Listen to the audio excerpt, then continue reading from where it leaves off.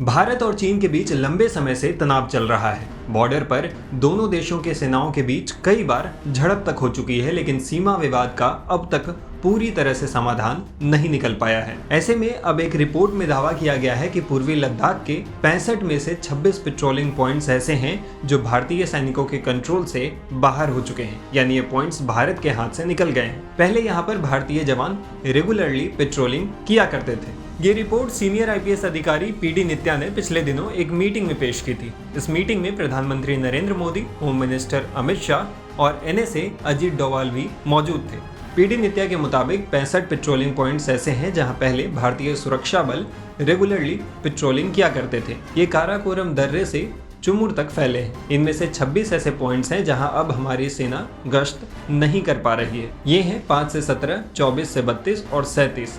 बाद में चीन इस बात के लिए भी दबाव डालेगा कि इन पॉइंट्स पर भारतीय सेना की मौजूदगी लंबे वक्त से नहीं है और यहाँ चीनी सैनिक मौजूद हैं। इस तरह ये इलाका बफर जोन बन जाएगा और आखिर में इन पर हमारा नियंत्रण खत्म हो जाएगा।